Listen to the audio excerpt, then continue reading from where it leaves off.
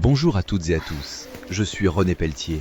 Bienvenue sur ma chaîne et un grand merci à toutes celles et ceux qui s'abonnent et regardent mes vidéos. Installez-vous confortablement, découvrons le sujet du jour. Comment bien régler une clim réversible pour votre confort? C'est exactement ce que je vais vous montrer dans cette vidéo, parce qu'une clim réversible mal réglée peut vous donner trop chaud, trop froid, assécher l'air, faire grimper la facture d'électricité et même vous fatiguer sans que vous compreniez pourquoi, alors qu'avec quelques réglages simples, on peut transformer complètement le confort de la maison été comme hiver. Et surtout, je vais aller au-delà des conseils trop vagues du type « mettez 26 degrés en été » ou « 22 en hiver ». Parce qu'en réalité, le bon réglage dépend de la pièce, du moment de la journée, de l'humidité, de l'isolation, de la vitesse de ventilation et de la manière dont le flux d'air arrive sur le corps. Si vous restez jusqu'au bout, vous saurez non seulement quel mode choisir, mais aussi comment éviter les erreurs les plus fréquentes qui font croire que la clim ne fonctionne pas bien, alors que le problème vient souvent du réglage lui-même. Quand je parle de confort avec une clim réversible, je ne parle pas uniquement de la température affichée sur la télécommande. Le confort thermique, c'est une sensation globale. Mon corps ne ressent pas seulement le nombre de degrés dans la pièce, il ressent aussi l'humidité de l'air, la vitesse du souffle, la différence entre la température des murs et celle de l'air, l'exposition au soleil, l'activité physique, le nombre de personnes présentes et même l'endroit où je me trouve dans la pièce.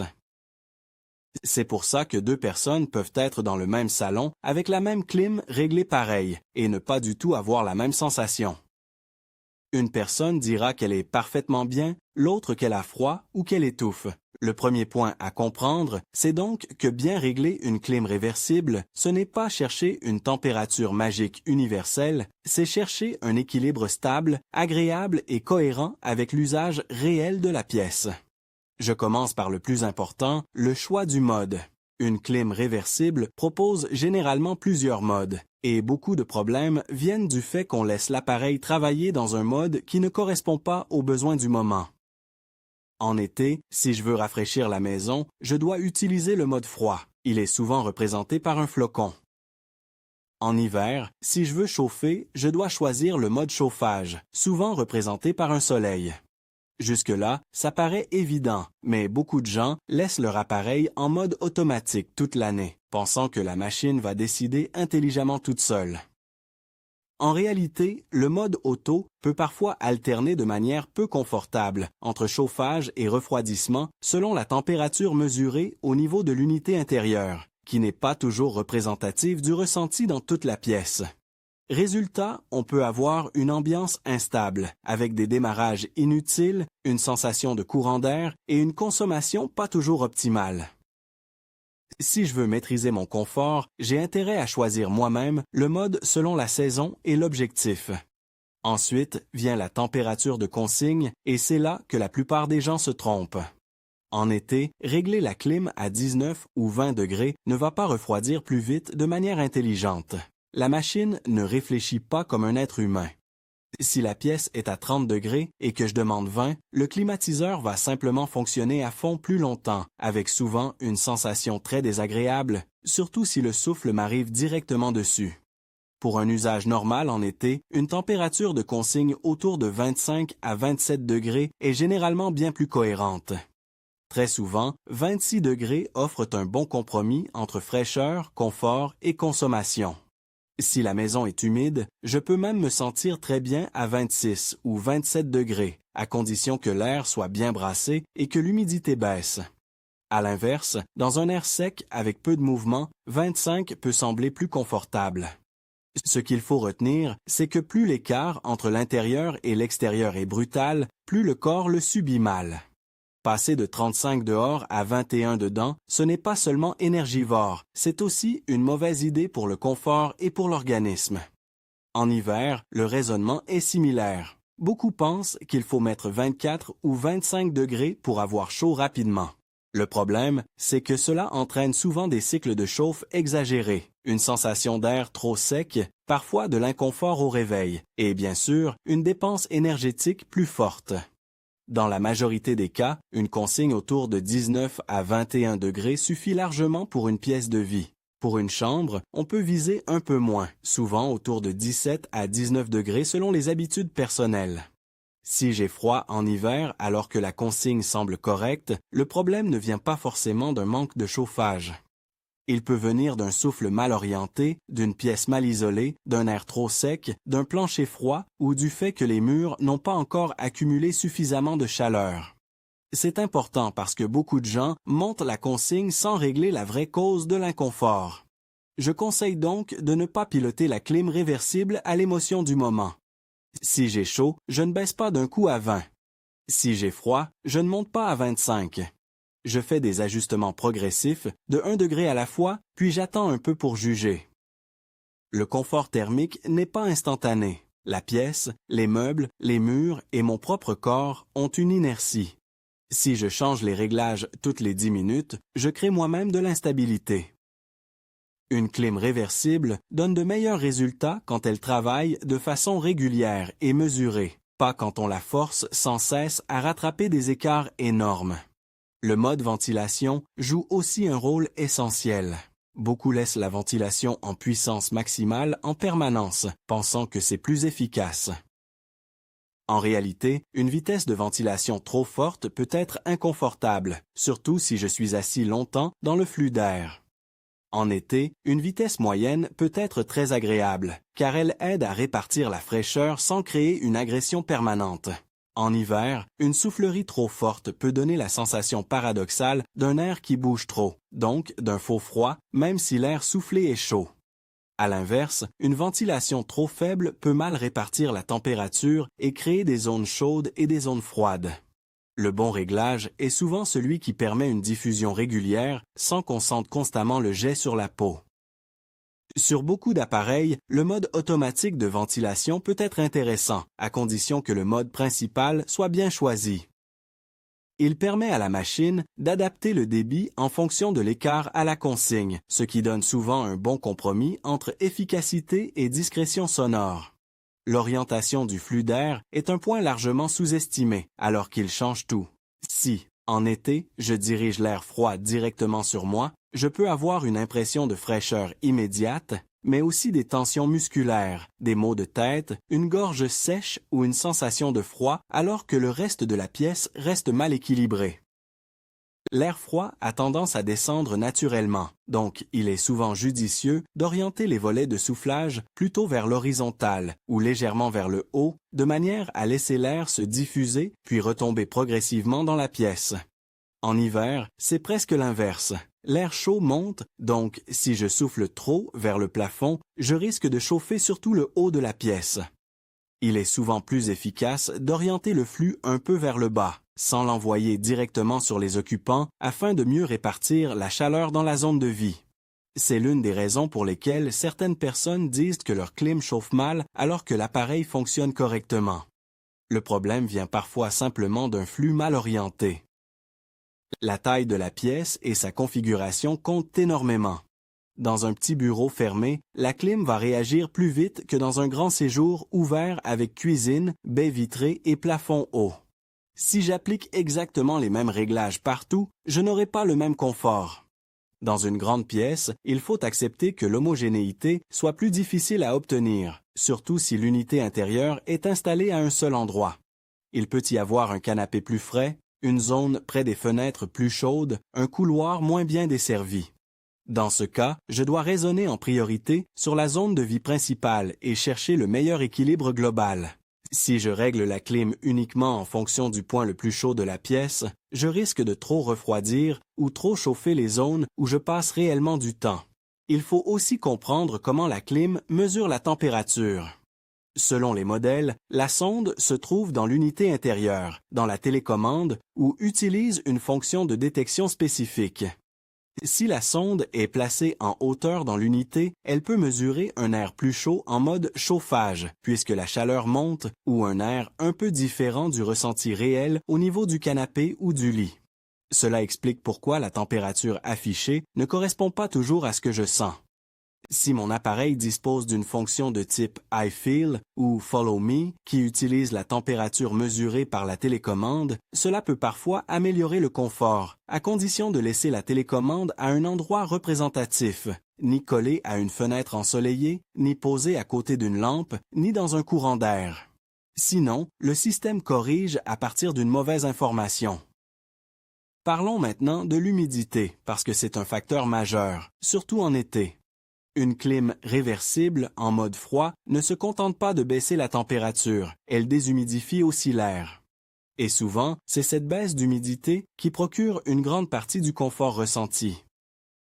Un air chaud mais moins humide peut être beaucoup plus supportable qu'un air à peine plus frais mais saturé d'humidité. C'est pour cela qu'un réglage modéré peut suffire à créer un vrai bien-être. Certains appareils proposent un mode déshumidification, parfois symbolisé par une goutte d'eau. Ce mode peut être utile quand l'air est très humide, mais que je ne veux pas forcément refroidir fortement la pièce. En revanche, il ne remplace pas toujours le mode froid pour un usage de confort classique, car son fonctionnement est plus spécifique et parfois plus lent. Si je me sens moite, lourd, collant, ce n'est pas forcément qu'il faut baisser drastiquement la température. Il peut suffire de mieux gérer l'humidité et le brassage de l'air. La programmation est un autre levier essentiel, et c'est souvent là qu'on gagne le plus en confort réel. Une clim réversible fonctionne mieux quand elle anticipe un peu les besoins plutôt que quand elle intervient trop tard, en mode rattrapage. Si j'attends qu'une chambre soit glaciale en hiver pour lancer le chauffage à fond, ou qu'un salon soit devenu étouffant en été pour mettre la clim très bas, je crée de l'inconfort et de la surconsommation. Il vaut souvent mieux programmer des plages horaires adaptées. En été, je peux lancer un léger rafraîchissement avant les heures les plus chaudes, surtout si la maison emmagasine rapidement la chaleur. En hiver, je peux prévoir une montée en température raisonnable un peu avant l'occupation de la pièce. L'idée n'est pas de faire tourner l'appareil inutilement toute la journée, mais de lisser les variations pour éviter les extrêmes.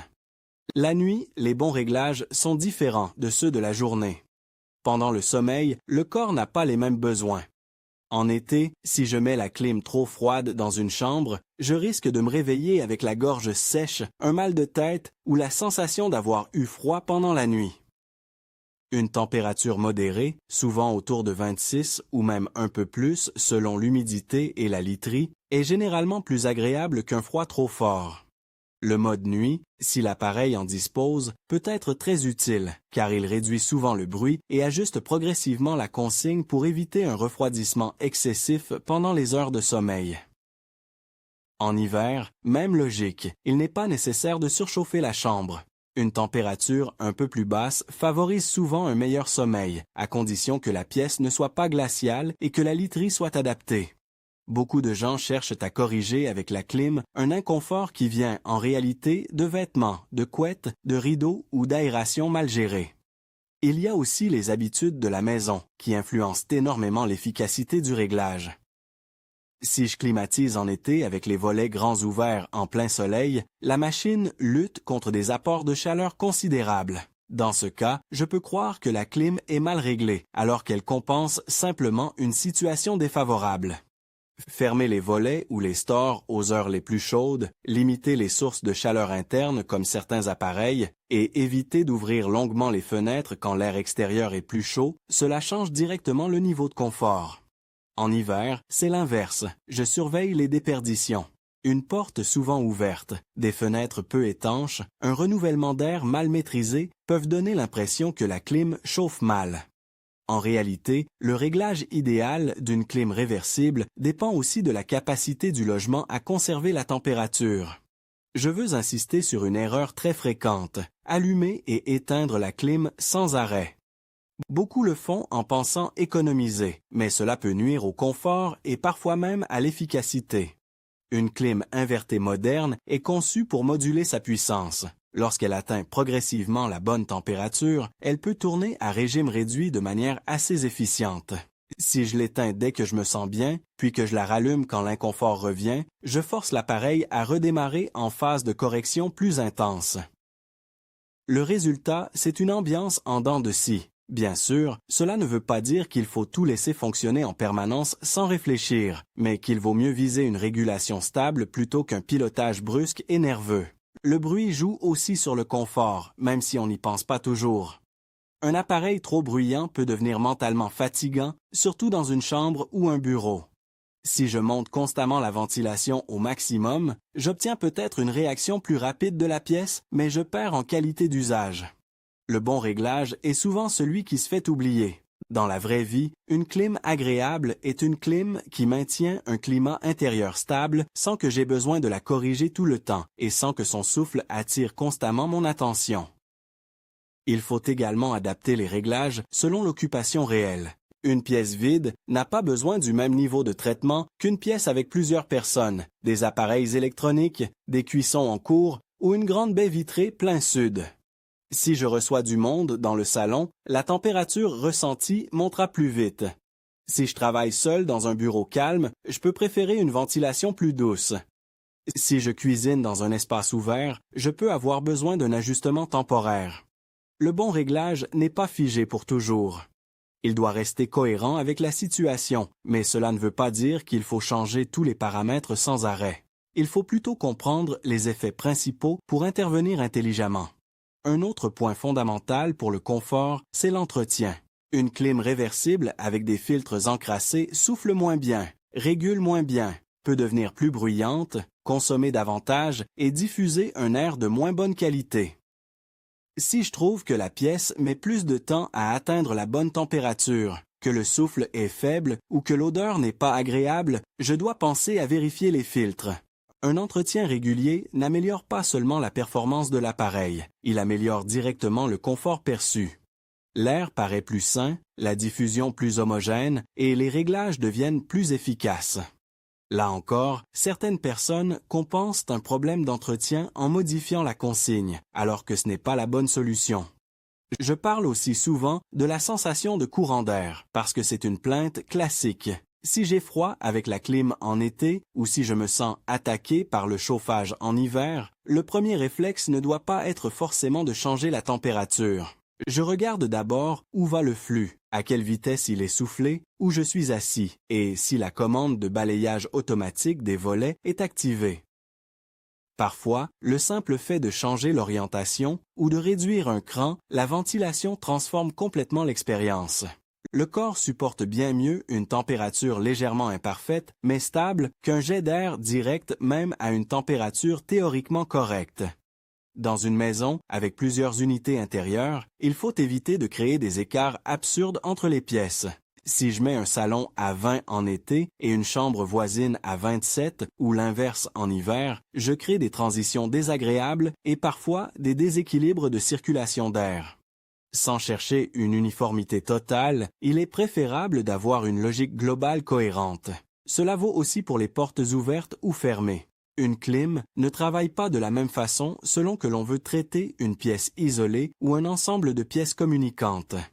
Le réglage idéal dépend donc aussi de cette stratégie d'usage. Je veux maintenant donner une méthode simple que j'applique pour trouver un bon réglage sans tâtonner pendant des jours.